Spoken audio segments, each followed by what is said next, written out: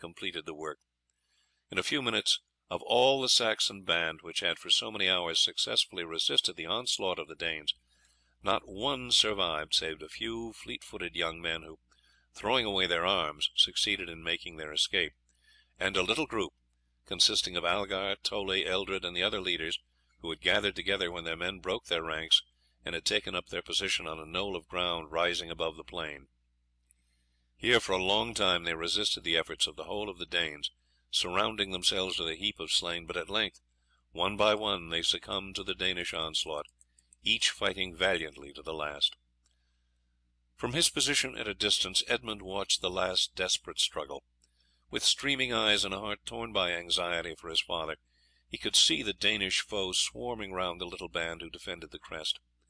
These were lost from his sight, and only the flashing of swords showed where the struggle was still going on in the centre of the confused mass.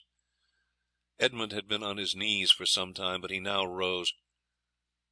"Come, old boy," he said to the hound, who lay beside him watching the distant conflict and occasionally uttering deep angry growls, "I must obey my father's last command. Let us away." He took one more glance at the distant conflict before turning. It was plain that it was nearly finished. The swords had well nigh ceased to rise and fall when he saw a sudden movement in the throng of Danes, and suddenly a man burst out from them and started at headlong speed towards him, pursued by a number of Danes. Even at that distance Edmund thought that he recognized the tall figure of his kinsman, but he had no time to assure himself of this, and he at once, accompanied by the hound, set off at the top of his speed from the field of battle. He had fully a quarter of a mile's start, and being active and hardy and accustomed to exercise from his childhood, he had no fear that the Danes would overtake him.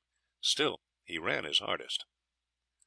Looking over his shoulder from time to time, he saw that at first the Danes who were pursuing the fugitive were gaining upon him also, but after a time he again increased the distance, while, being unencumbered with shield or heavy weapons, the fugitive kept the advantage he had at first gained. 3 miles from the battlefield Edmund reached the edge of a wide spreading wood. Looking round as he entered its shelter, he saw that the flying Saxon was still about a quarter of a mile behind him, and that the Danes, despairing of overtaking him, had ceased their pursuit. Edmund therefore checked his footsteps and waited for the arrival of the fugitive, whom he now felt certain was his kinsman. In a few minutes Egbert came up, having slackened his speed considerably when he saw that he was no longer pursued.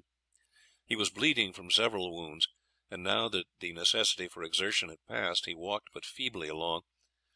Without a word he flung himself on the ground by Edmund and buried his face in his hands, and the lad could see by the shaking of his broad shoulders that he was weeping bitterly. The great hound walked up to the prostrate figure and gave vent to a long and piteous howl, and then lay down by Egbert's side, placed his head on his shoulder. End of Chapter 2. Recording by Mike Harris.